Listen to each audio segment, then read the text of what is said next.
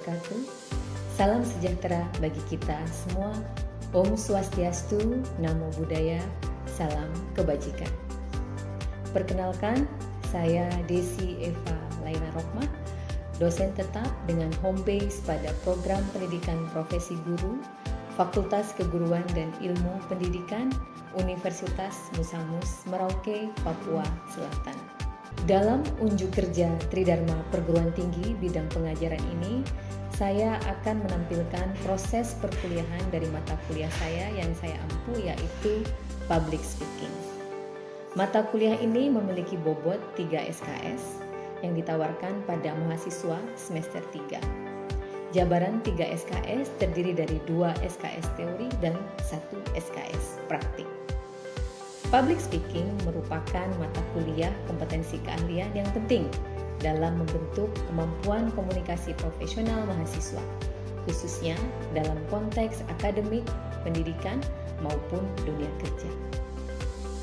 Mata kuliah public speaking atau komunikasi publik memberikan pemahaman teori dan praktik public speaking di depan publik seperti presentasi ilmiah, pidato formal maupun informal yang mencakup identifikasi audiens, etika dalam komunikasi publik, merencanakan pesan untuk publik, memahami respon audiens, serta bagaimana melakukan evaluasi hasil.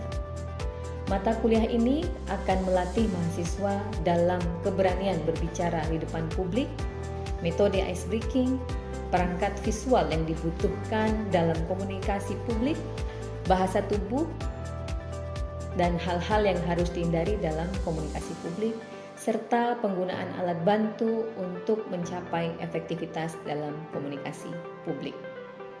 CPL yang dibebankan pada mata kuliah ini diantaranya mampu menunjukkan sikap bertanggung jawab atas pekerjaan di bidang keahliannya secara mandiri, mampu berkomunikasi lisan secara efektif dalam konteks akademik dan profesional, mampu menunjukkan kepercayaan diri, etika komunikasi, dan kemampuan presentasi dalam forum publik, serta menguasai teori dan teknik berbicara di depan umum dalam konteks pendidikan dan profesional. Capaian pembelajaran pada mata kuliah ini yakni mahasiswa mampu menjelaskan prinsip dasar komunikasi publik, mahasiswa mampu mengidentifikasi dan menganalisis elemen-elemen pidato yang efektif. Yang ketiga yakni mahasiswa mampu menyusun dan menyampaikan pidato untuk berbagai tujuan komunikasi, dan mahasiswa mampu menunjukkan sikap percaya diri, tanggung jawab, dan etika komunikasi. Fokus pada pertemuan kedua yang saya tampilkan pada video kali ini yakni memahami dasar public speaking. Capaian pembelajaran mata kuliah atau CPMK pada pertemuan ini adalah 1. Mahasiswa mampu menjelaskan prinsip dasar komunikasi publik atau public speaking. Yang kedua, mahasiswa mampu mengidentifikasi elemen-elemen utama dalam public speaking. Dan yang ketiga, mahasiswa mampu menerapkan prinsip-prinsip dasar public speaking dalam persiapan berbicara. Di antaranya preparation, practice, posture, projection, passion, and also purpose. Mode pembelajaran yang dilakukan adalah secara tatap muka atau luring dengan pendekatan campuran antara ceramah interaktif, diskusi kelompok, studi video, dan juga studi video. Saya menggunakan alat bantu PowerPoint dan tayangan video YouTube dan alat bantu visual untuk membantu mahasiswa menyerap konsep dasar public speaking secara komprehensif dan kontekstual. Dalam proses delivery atau penyampaian, saya menerapkan teknik public speaking secara langsung sehingga mahasiswa dapat melihat contoh bagaimana public speaker berbicara di depan audiens. Seperti ketika membuka pelajaran menggunakan hook ataupun pertanyaan pemantik. Dan juga dalam prosesnya saya menjaga intonasi suara yang dinamis, menggunakan kontak mata, gestur terbuka, dan juga menyisipkan pengalaman pribadi. Dalam interaksi dengan mahasiswa dilibatkan secara aktif melalui pembelajaran sinkronus maupun asinkronus. Kegiatan pembelajaran sinkronus atau di kelas dilakukan dengan menyimak pemaparan dari dosen. Setelah itu mahasiswa diminta untuk menyimak 2 video contoh public speaking yang baik dan yang buruk. Setelah itu mahasiswa berdiskusi dalam kelompok kecil untuk menganalisis elemen verbal dan nonverbal dari masing-masing video. Hasil diskusi analisa video yang disampaikan oleh perwakilan kelompok secara sukarela atau volunteer based sharing. Kegiatan asinkronus dilakukan setelah tatap muka selesai di kelas. Jadi setelah mahasiswa menyampaikan hasil analisis secara verbal secara volunteer oleh perwakilan, mahasiswa diminta untuk mengunggah laporan tertulis hasil studi video ke Google Classroom per kelompok, dan juga mahasiswa diminta untuk menulis refleksi individu tentang pengalaman belajar, tantangan personal, dan juga strategi dalam menghadapi tantangan dalam public speaking. Diskusi ringan dan umpan balik juga dilakukan melalui grup WhatsApp kelas. Untuk asesmen, penilaian formatif dilakukan dengan berbagai teknik dan media.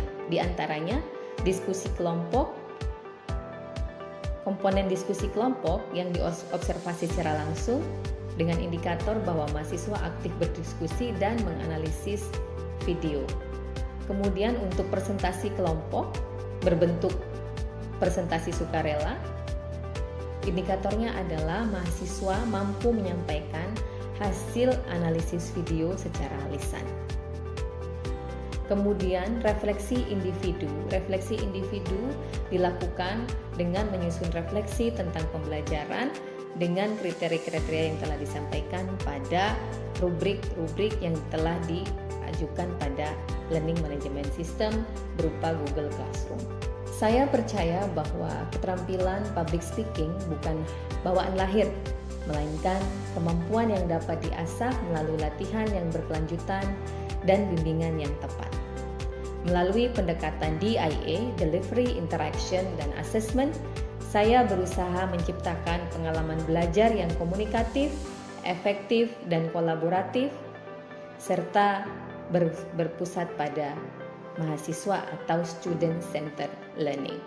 Okay, good morning everybody. Morning. Okay, thank you very much for your presence today. I see that there's almost no empty seat. It means that almost everyone is present. So although the weather outside, you can see that it's raining and then cloudy and then gloomy, right? Okay, but I hope that still semua semangat. Okay, so today we're going to continue our meeting on public speaking class. Ya, jadi the purpose of our meeting today is to give you insight of what some basic ideas of what public speaking is. Yeah. Okay, before we continue, do you still remember our discussion last week? What kind of public speaking? How many kind of public speaking? Aini?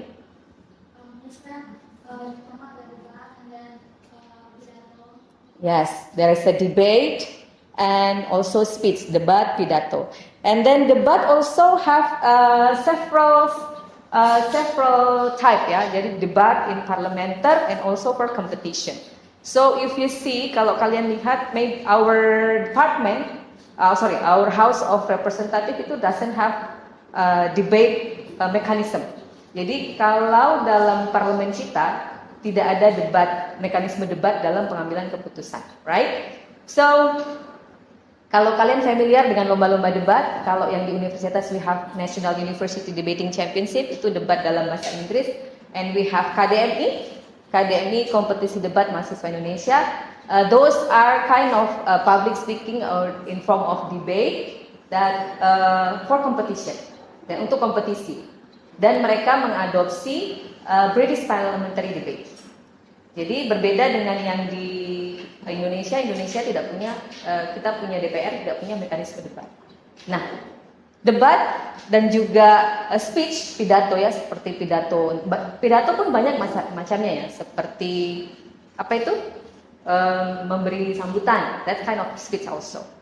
Misal ketika kalian mungkin ada acara akikah kah di rumah, kemudian ada acara selamatan, terus diminta untuk delivering a speech untuk sambutan, so that's also we call a speech actually. Speaking as in broader terms, public speaking, it means that you're going to speak in front of public like this.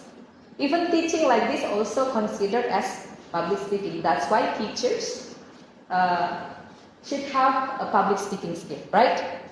Okay.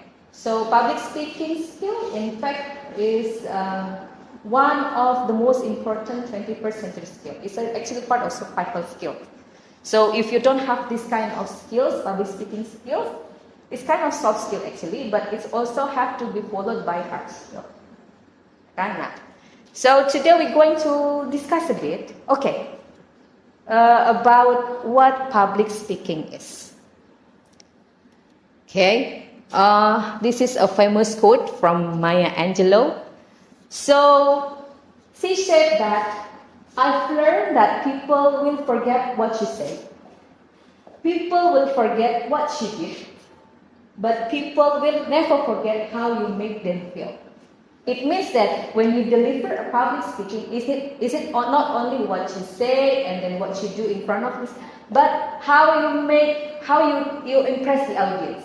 What kind of impression that left on your audience even after you finish your speech, like that. Okay, let's continue. So here are some problems that might occur in public speaking. Ya kan? Apa aja tuh? Apa lagi? Yes, and then also yang terakhir. Oke, kira-kira kok nervous itu apa saja gejalanya? Apa? Shaking, and then ada nggak sih pernah mau disuruh presentasi terus tiba-tiba pengen ke toilet?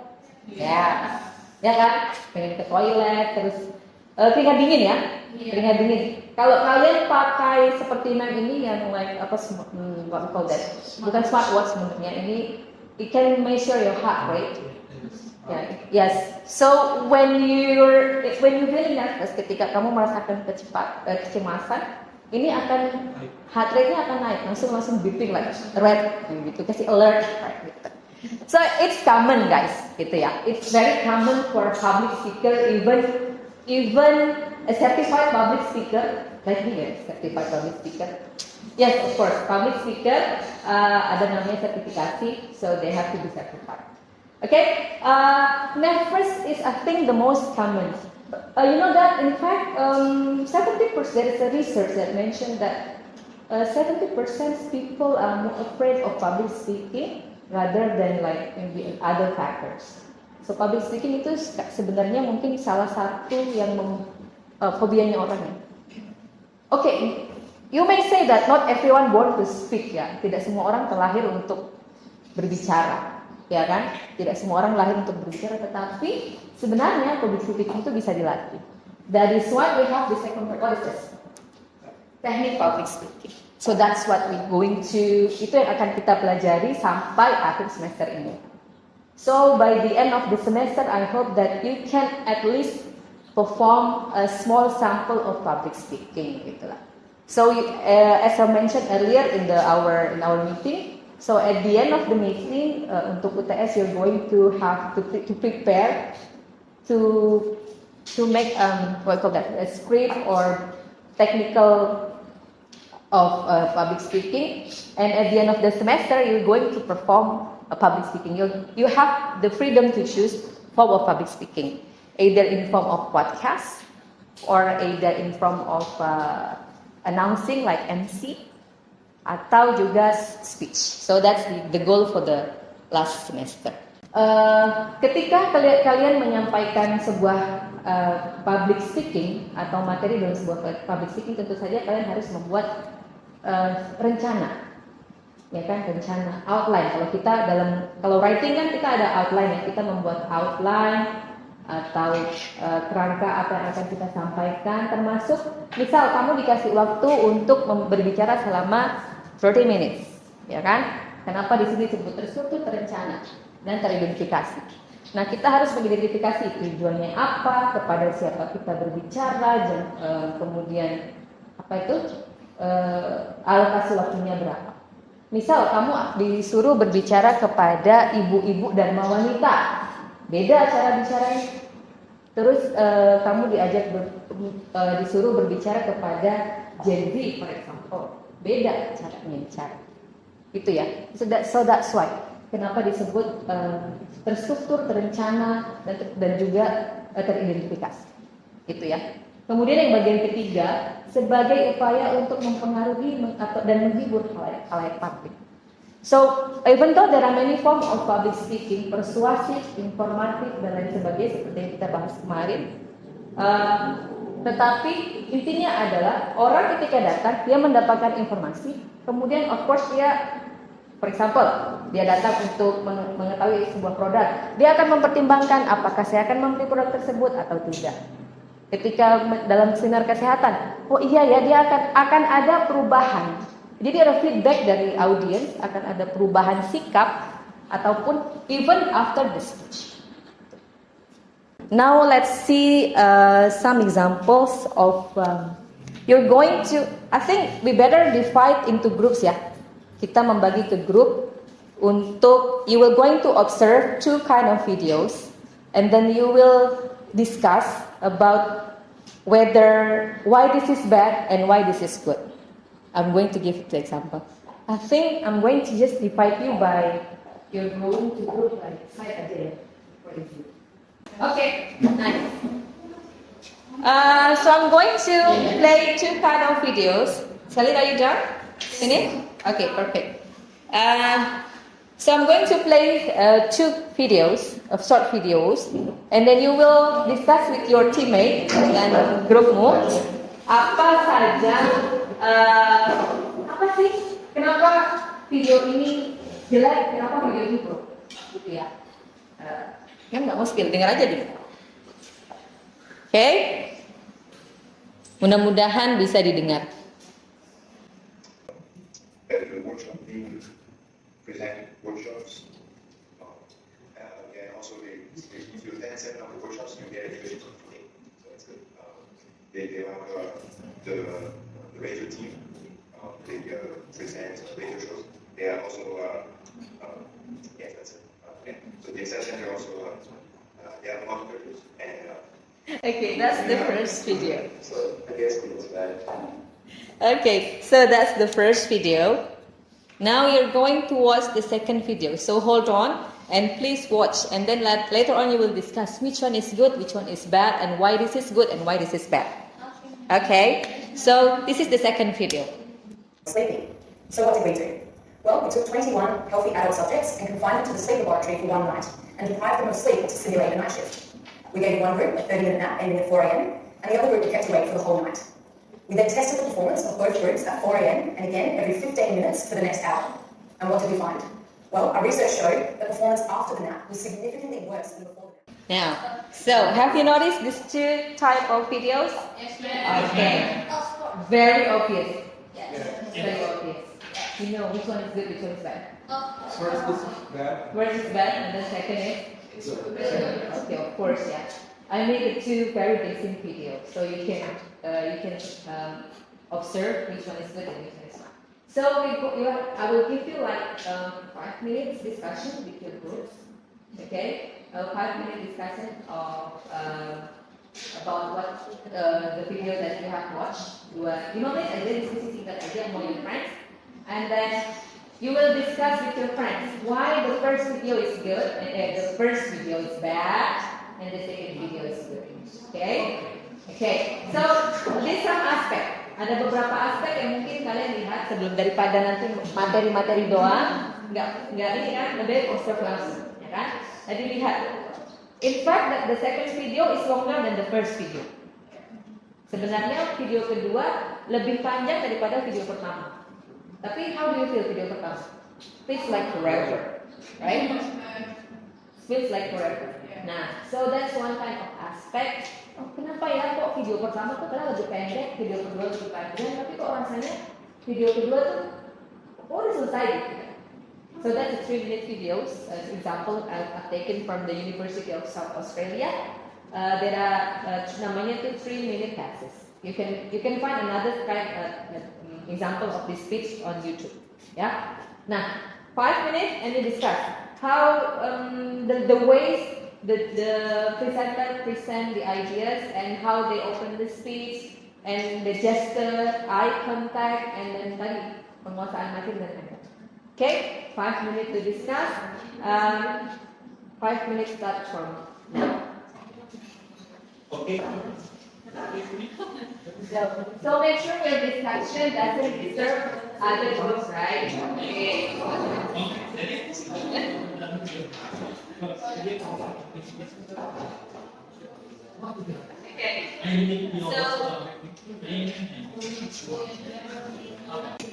Okay. 5 minutes up. Okay, time's up. So you want to start to present in front of the class? Okay, so you want to practice in front of the class and then discuss or from your place. Tell your friends why do you think the first video is good. The first video is bad, and why the second video is good. Okay, first of all, thank you very much. Hi everyone, my name is Salim. So I'm gonna tell you the difference about two video in this one. Yang pertama itu dia masih belum menguasai materi. And I'm really sorry, I'm using Indonesian language. And then after that he talking like and that's why he make it so slow. And the second one is she hafal materinya, terus juga punya contoh yang untuk dipaparkan. Sedangkan yang pertama dia hanya terpaku dengan teks dan juga kurang untuk eye contact dengan audiens. Terus konteksnya ini yang satunya itu belum menguasai terlalu materinya yang dia bawakan. Sedangkan yang kedua ini sudah terstruktur, mulai dari yang seharusnya pembukaannya baik, tapi yang di awalnya tuh karena nervous, jadi kelihatannya tuh yang di videonya yang pertama belum terlalu baik. Sedangkan yang kedua sudah terstruktur dan sudah terlatih. Semenjak sebelum untuk tampil sudah terlatih dulu untuk memaparkan materi mereka begitu. Udah sekian. Okay, wait. Give a close to Sally. Okay. Any objection about what you said? Ada keberatan dengan apa? Atau mungkin ditambahin? Tambahin. Okay, Pak, please stand up. Oh, you can present your group. Okay, it better in front so everyone can see. You can it's okay. You can use your notes. It's okay because you have to present your result of discussion, so it's okay. So as usual, since the beginning of our class, I never object any usage of this kind of gadget, kan? As long as it helps you to perform in class. Jadi penggunaan gadget boleh, seperti yang kita setuju di awal, tetap boleh menggunakan gadget, tetapi bukan untuk live ya. Okay, continue Eva please. Okay, so I want to present our discussion about the video, and actually it is same like the first group. That we think that in the first video is not really good, and then the second video is good. Because in the first video, we think the articulation and the voice is really small, so we can't hear clearly. And then maybe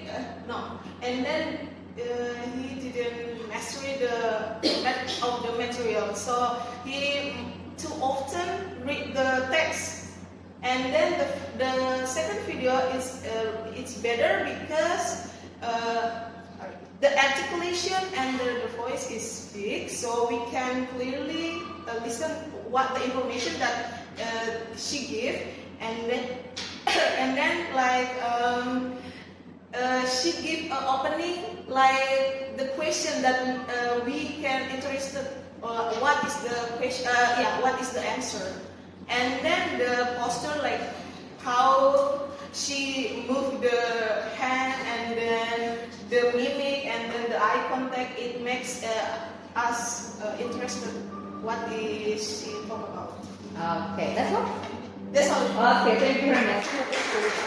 Okay, so I think any other group wants to present, or you have the same opinion? Same opinion. Okay. So first, most of you will have you will see the distinction, the clear distinction between the two videos, right? How, of course, when as a public speaker, of course you have the poise and also elegance. You see the second lady in the second video, elegant manner, the way to speak, not slouching like this. So imagine you come into the class and then you want to speak in the audience and then, good morning students, today we're going to talk about blah, blah, blah. How do you feel? You will sleep all to all the class. Okay, so the way dilihat dari penampilan tadi, kemudian artikulasinya itu nanti kita akan bahas pelan-pelan ke depan. Tetapi at least in this meeting you have noticed that actually there are many examples in real life like this in videos that makes a good speaker or bad speaker. Ya kan, tadi artikulasi of course, and then what we call that, articulation and the mastery, and then you see the gesture. Tapi nggak perlu dari DJ juga ya, gitu ya. Jadi gesture is important, but proper gesture. So most speaker dia nggak pakai attitude yang kayak gini, ngomong kayak gini, depan, gini, no, right? So public speaker when they speak in front, sometimes they use an open position, like open, what we call that. Right? So they really mostly they will put their hand together, supaya gampang untuk ketika mereka subtle perempuan. Jadi kan kita kadang menggunakan, coba kalian observe kembali nanti. Ini kan sudah men-share juga di Google Class dan juga di grup WhatsApp. Kita akan observe kembali, and you're going to make for this meeting, you're going to make a proper reporting. Kalau tadi kan hanya verbal report on PC, and then you're going to analyze based on the criteria that I have given in the Google Classroom and also WhatsApp group. Okay, so after this, you're going to submit a report, a proper report, written report on what you see and your analysis of the video. Okay? You see, but I just want to give another explanation of what you just said during the discussion. So, tadi dan keliling juga dengar beberapa diskusi. I think some of you already understand what good and bad public speaking is. Okay. Before we end the class, is there any questions regarding this meeting, the method of this meeting? No? Clear enough? Okay, so what is the biggest fear in public speaking? Control yourself. Nervousness, yeah. Nervousness, and then apa lagi hal-hal penting yang harus seorang public speaker kuasai? Yes, materi, penguasaan materi, and then there's also the technique. Okay, so we go deeper into the explanation week by week, so at least you know the bigger picture about public speaking. Okay, thank you very much for today's meeting. If there is another extra question, you can always drop on our discussion group on Google Classroom and also on WhatsApp. Okay, so thank you very much for today. I hope that you have a very nice day and see you on the next meeting. See you. Bye-bye. Demikianlah cuplikan proses pengajaran saya pada mata kuliah Public Speaking pada pertemuan kedua melalui pendekatan Delivery, Interaction, dan Assessment. Saya berkomitmen menghadirkan pengalaman belajar yang aktif, reflektif, dan relevan dengan kebutuhan dunia akademik maupun profesional. Terima kasih. Wassalamualaikum warahmatullahi wabarakatuh.